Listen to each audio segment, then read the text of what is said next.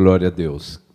Abra sua Bíblia no livro do profeta Jeremias, capítulo 6, leremos do versículo 14 até o 21, uma leitura longa, porém necessária.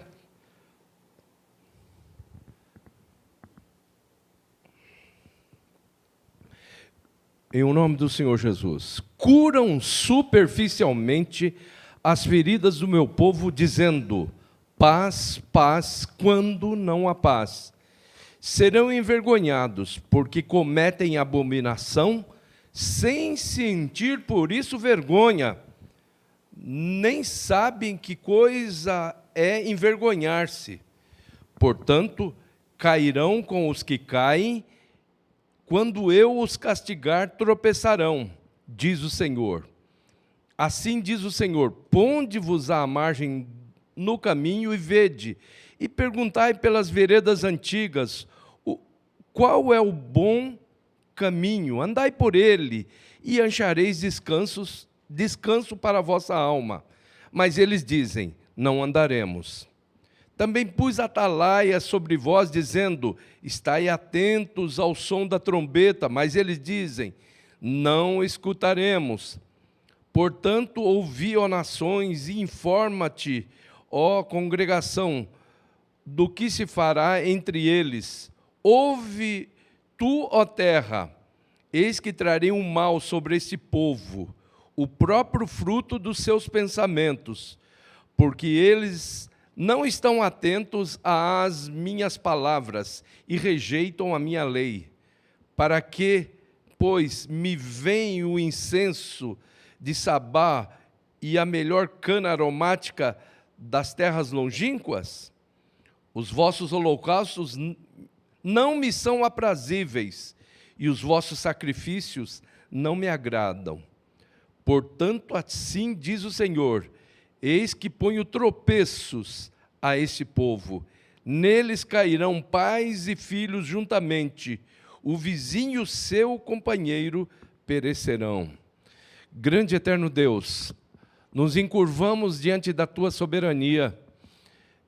E para mantermos essa tribuna como o maior canal profético dessa igreja, nós dizemos: seja feita a tua vontade, venha o teu reino. Senhor, que nós pronunciemos os teus oráculos, principalmente no tema desta noite. Fala com o teu povo, fala com a tua herança. Tira todo o bloqueio mental, toda a passividade mental, toda a distração. Que os teus filhos e as tuas filhas cresçam com esse conteúdo que o teu Espírito Santo irá ministrar através dos meus lábios. Em o nome do Senhor Jesus Cristo, que diminua o ser humano e apareça o ser divino. Em nome de Jesus e para a glória de Jesus. Amém. Que a paz do Senhor Jesus continue reinando em todos os corações. Nós estamos até preocupados com aquilo que tem sido a sinalização profética do Senhor nesses dias. Na terça-feira, nós trabalhamos aquela afirmação de Jesus àqueles que não criam na ressurreição e nos anjos, né? Os saduceus. E que aquilo era muito abrangente para muitas pessoas que vivem no meio do Evangelho. No meio de Israel, o povo do Deus vivo, tinha gente que servia a um Deus de mortos, que eram os saduceus. E Jesus disse: laborais um grande erro. Ontem, o Senhor nos mandou que trouxéssemos essa palavra, a substituição da rainha. A seguir nessa tendência, nós ficamos preocupados, porque Deus nos manda falar hoje sobre o pseudo-evangelho. É bem complicado a gente ser, no meio de uma sociedade corrompida e perversa, a gente ser verdadeiro. É difícil, não é fácil, não. Mas a igreja do Senhor tem que ser realmente a porta-voz. Ela tem que ter essa voz profética, inclusive no meio dos próprios evangélicos. Então, o nosso tema hoje é o pseudo-evangelho. E, lamentavelmente, nós estamos vivendo, numa grande escala, vivendo um momento no qual as pessoas são trabalhadas nas conveniências, né? O que tem prevalecido na pregação do Evangelho são as conveniências humanas, a zona de conforto, e quando, na realidade, o que a gente vê como grande objetivo do trabalho do Espírito Santo é levar-nos ao martírio, a sermos mártires. Recebereis poder ao descer sobre vós o Espírito Santo e ser-me-eis mártires. Mas existe uma insistência em pregar esse evangelho da conveniência. Esses points que estão instalados, que agora, nesse tempo de pandemia, não estão sendo frequentados, mas a ideologia permanece, onde os fiéis são levados a verem um Deus que só tem mãos, não tem face, só querem bênçãos. O número de Jesus, de Jesus, de Yeshua, que em valores numéricos dá 888, para eles, o número dele é 190. Só vem para as vantagens humanas. É isso que está acontecendo com a teologia da prosperidade, com a confissão positiva. E o Espírito de Deus está realmente levantando, ele está ficando contristado, ele está ficando triste com isso. Eles estão contristando o Espírito Santo.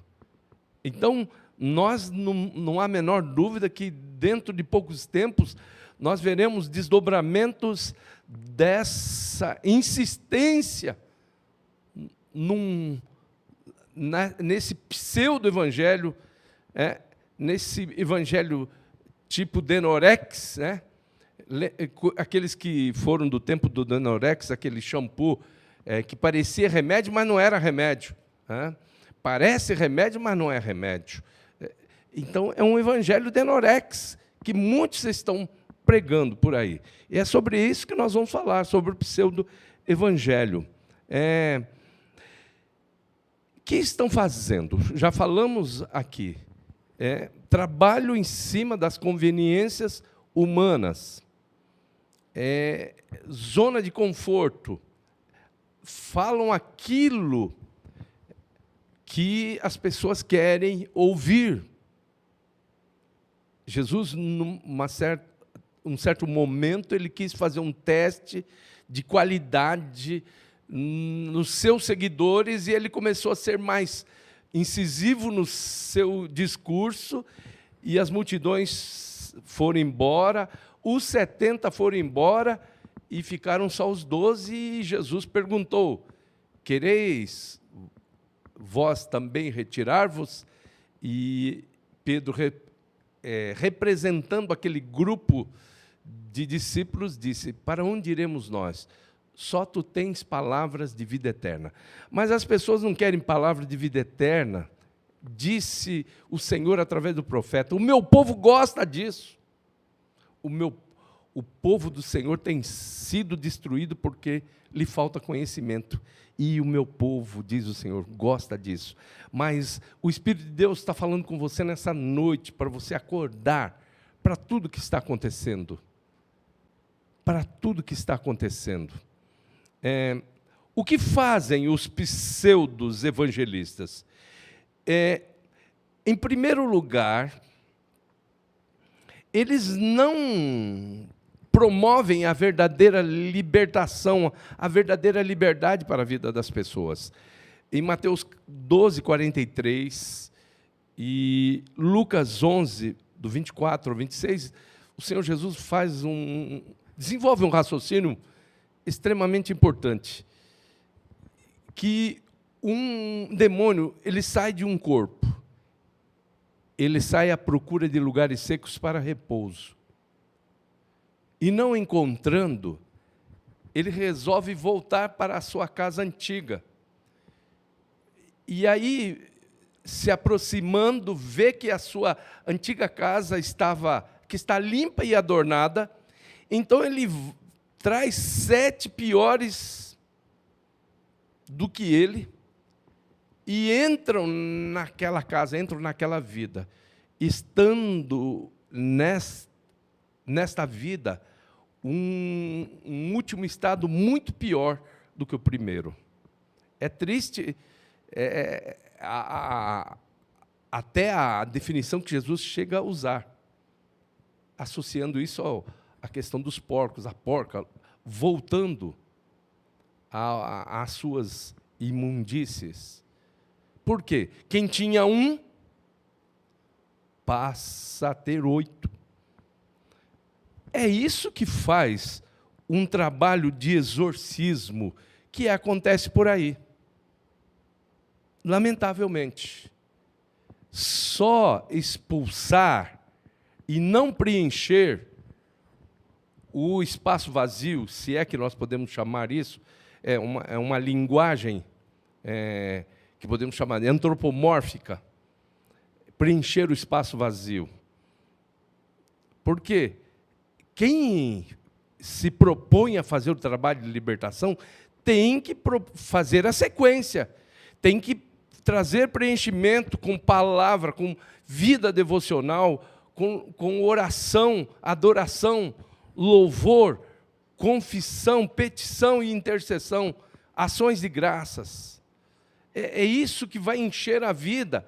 E aquele demônio que foi expulso, ele chegando, ele vai encontrar uma vida totalmente consolidada na presença de Cristo.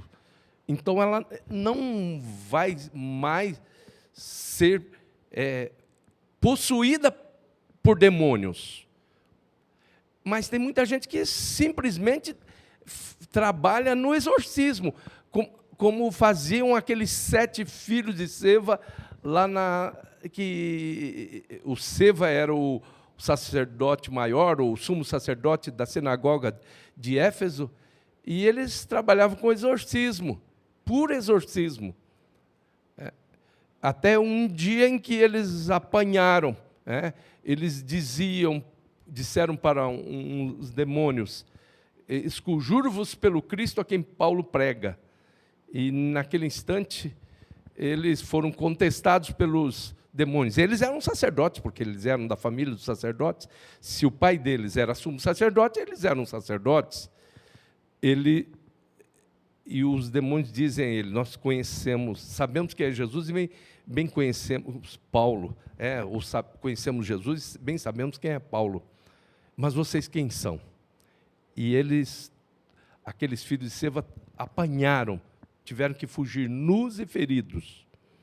Mas tem muita gente que está aí no puro exorcismo, que não preenche. Isso é pseudo-evangelho. Porque evangelho é isso, crescer não somente na graça, mas crescer no conhecimento. Existe uma ala que se especializa em crescer na graça, crescer parcialmente, preencher a vida da pessoa liberta com louvor, com adoração, com confissão, com petição, com intercessão, leitura da palavra, culto doméstico. Essa é a grande diferença entre o falso evangelho e o verdadeiro evangelho. Compromisso de libertação plena e definitiva. O que fazem os pseudo-evangelistas? Não fazem missão integral. Em Mateus 9,35, Jesus ele deixa algo muito claro. Mateus ele mostra a abrangência do Evangelho de Cristo. Jesus, ele não se preocupava só com o espírito, com a parte espiritual da pessoa, dizendo assim, Deus te abençoe, e a pessoa vai embora com seus problemas psicológicos, físicos. Jesus pregava para o espírito, para a parte espiritual da vida da pessoa. Jesus ensinava para a alma, para a psique, e curava o corpo. Isso é missão integral. Mas, de uma maneira dolosa, muitos fazem missão parcial. Do tipo assim, Deus te abençoe, e a pessoa vai embora. O pseudo-evangelho é um evangelho que faz missão parcial. Que nós tenhamos esse discernimento nesse tempo pelo qual estamos passando. Em terceiro lugar, o que fazem os pseudo-evangelistas? Eles ministram, sabe o quê? Politicagem. É uma situação tão triste. Eu fico lamentando. Ontem, numa live, o pastor Wagner Monteiro foi entrevistado pelo Pierre, e ele estava falando exatamente na questão da capelania prisional. Para muita gente, bandido bom é bandido morto. Sendo que, na realidade, Jesus vai considerar, no final, estive preso e fosses visitar. Mas quando o Senhor esteve preso, nós fomos te visitar. Quando fizesses a um desses meus pequeninos, a mim o fizesses. Quando nós, pela primeira vez, elaboramos o projeto de capelania prisional, nós colocamos o nome no projeto de Visitando Jesus. Lamentavelmente, a gente vai para a capelania prisional e vê que 60%, até mais, chega em alguns casos, em alguns presídios, a 70% da população carcerária ser de origem evangélica. Por quê? Olha aqui como é que Jesus explica isso tudo.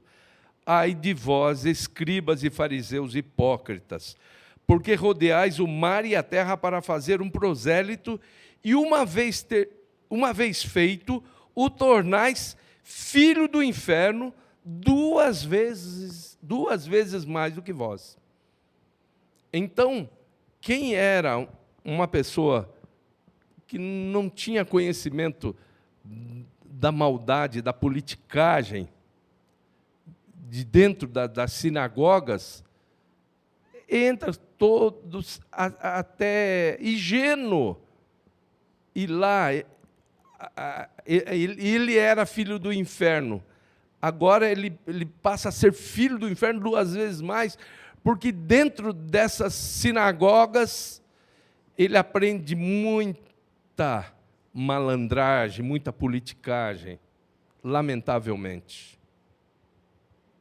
Ai de vós, escribas e fariseus hipócritas, porque rodeais o mar e a terra para fazer um prosélito, e uma vez feito, o tornais filho do inferno duas vezes mais do que vós. Lamentável isso, é lamentável. Então, o Espírito de Deus hoje está denunciando bem na linha de João Batista. Nós somos a geração João Batista 2, e temos que denunciar, sim, aquilo que acontece não só dentro do palácio de Herodes, como foi através do João Batista 1. A geração João Batista tem que denunciar o que está acontecendo dentro das catedrais. Tem que denunciar. Por quê? Não é possível. Não era melhor, até naquele raciocínio que nós falamos inicialmente, um que tinha um demônio, não era melhor que ele ficasse só com um demônio e aí encontrasse alguém sério, evangelista sério, que trabalhasse na libertação plena dele, Não, ele tira um demônio e não preenche, aí volta aquele demônio e traz 7. E a pessoa fica muito pior. Nesse outro caso aqui, a pessoa não sabe nada, ele é ingênuo. Ele é filho do inferno. Agora, ele entra dentro de um ambiente de catedrais e palácios e acaba se tornando filho do inferno 2 vezes mais. É terrível isso, lamentável.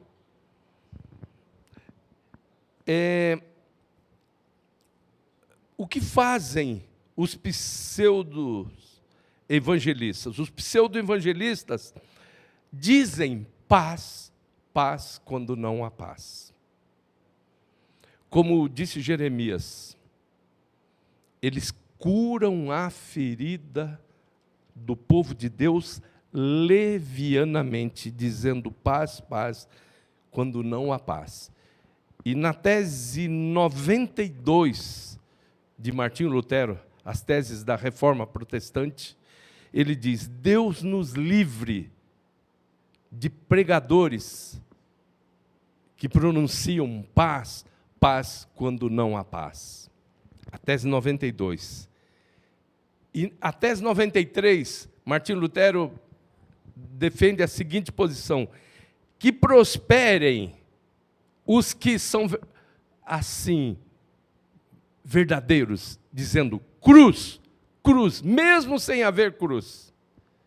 Porque se não tem a cruz hoje, vai ter cruz amanhã. Isso é ser honesto. Porque, vejam, queridos e queridas, Satanás, ele enfeita o caminho. Ele não pode enfeitar o lago de fogo e enxofre, porque aquilo lá é terrível. Choro e ranger de dentes, não dá para enfeitar aquilo. Mas o caminho até lá fica bonito. Ele enfeita. Ele enfeita. Então a pessoa vai dizendo paz, paz, e vai indo por ele. Há caminhos que para o homem parecem ser caminhos de vida, mas o final deles são caminhos de morte. E aí, a pessoa que entende que o mapa do tesouro é Cristo, são as pegadas de Cristo. Tem enfeite? Não, Jesus nunca enfeitou. No mundo tereis aflições. Mas tem de bom ânimo. Eu venci o mundo. Vocês vão ter que passar pela via dolorosa assim.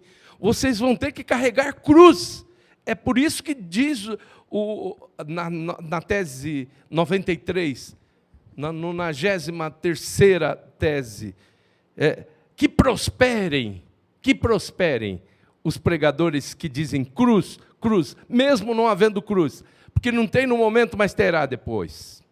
Nós estamos numa vida tranquila, mas ninguém está dizendo que a vida vai ser uma tranquilidade até o final, não. No mundo tereis aflições. Agora, os pseudo-evangelistas vão dizendo paz, paz, tranquilamente. Deus te chamou para ser o proprietário de uma Lamborghini, de uma Mercedes, ter palácios, palacetes. Se você tem um carro meio antigo, assim, o meu tá muito bom. Eu tenho um carro 13, do ano 13, o modelo 14, mas se você tem um carro aí com mais de 10 anos, tem alguma coisa errada na sua vida. E não é nada disso, não foi para isso que fomos chamados. Nós não fomos chamados para o ter, nem para o estar, nós fomos chamados para o ser, amados. Agora somos filhos de Deus. E se somos filhos de Deus, nós temos que passar por onde o nosso irmão mais velho passou. E é via dolorosa. Somos herdeiros de Deus e co-herdeiros com Cristo. Se com Cristo padecemos, também com Ele, nós desfrutaremos da alegria perene, a alegria contínua, ininterrupta da vida eterna. Que fazem os pseudo-evangelistas? Os pseudo-evangelistas buscam prioritariamente o poder político. Interessante, eu fiz uma pesquisa, né? Tem uns colegas, amigos meus teólogos, eles ficam de olho no meu caderno, porque no meu caderno eu consegui fazer um trabalho para elencar todas na literatura neotestamentária, quantas vezes tem a palavra poder. 238 vezes tem a palavra poder. Preste bem atenção, só que Romanos 1:16, Atos 1:8, e outras mais 118 vezes, 118 citações, falam, o termo no original é dunamis, que é o poder do Evangelho. Não me envergonhe do Evangelho de Cristo, que é o poder de Deus para a salvação de todo aquele que crê. Recebereis poder ao descer sobre vós o Espírito Santo e ser-me-eis mártires. Então, é dunamis, é o mais mencionado 120 vezes na literatura neotestamentária. Em segundo lugar, está exousian, que é o poder de ser filho, aquele de João 1:12. Recebereis, aliás, mas a todos quantos o receberam, deu-lhes o poder de serem feitos filhos de Deus. E aí, em terceiro lugar, olha, só com 12 menções na Bíblia, tem um outro tipo de poder, que é kratos, que é o poder de governo, de onde vem cracia. Mas os pseudo-evangelistas, eles buscam prioritariamente o kratos. A Bíblia mostra 120 vezes dunamis, 103 vezes exousia, que é o poder de ser filho de Deus. Mas eu não vou, eu vou no kratos, que é 12 vezes na literatura neotestamentária. Por quê? Poder, kratos, é o poder de governo, o poder de liderança. Enquanto que, para conseguir dunamis, eu tenho que orar, vigiar, eu tenho que jejuar, eu tenho que fazer calos nos joelhos. Para o kratos, eu tenho que fazer conchavos, eu tenho que fazer alianças espúrias na calada da noite. Olha só, para que vocês tenham uma ideia, só para a gente fazer uma exposição correta, 238 vezes é mencionada a palavra poder no Novo Testamento, 120 dunamis, 103 exousian, 12 kratos, uma vez exous, e só podia ser, porque é muito bom, Efésios 6:10, fortalecei-vos no Senhor e na força do seu poder, é um poder próprio, exclusivo de Deus, que Deus disponibiliza quando nós somos embaixadores em cadeia. Uma vez energeia e uma vez dinastai. Então, um total de 238 vezes.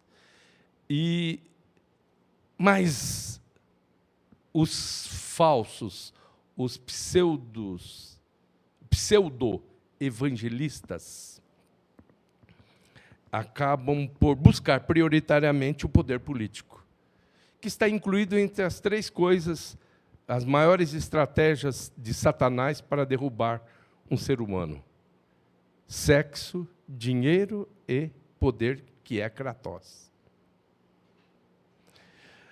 Mas, queridos e queridas, nós não vamos ficar na ênfase sobre o falso, sobre o pseudo. Nós vamos trabalhar hoje aquilo que o Espírito de Deus quer que você entenda. Deus quer que você seja realmente coroado. Guarda o que tens, para que ninguém tome a tua coroa. É isso que Deus tem para você nessa noite. Não olhe nem para a direita, nem para a esquerda. Olhe para Jesus, autor e consumador da fé. O texto completo diz o seguinte: nós, porém, que estamos rodeados de uma tão grande nuvem de testemunhas, corramos com paciência a carreira que nos está proposta, olhando para Jesus, autor e consumador da nossa fé. Então, é isso que você está recebendo da parte de Deus. Olhar para Jesus, autor e consumador da fé. Se você olhar para seres humanos que desatendem aquilo que João Batista disse, o grande profeta João Batista diz: convém que ele cresça e que eu diminua.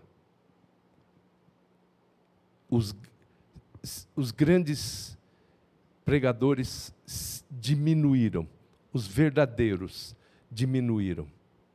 Convém que ele cresça e eu diminua.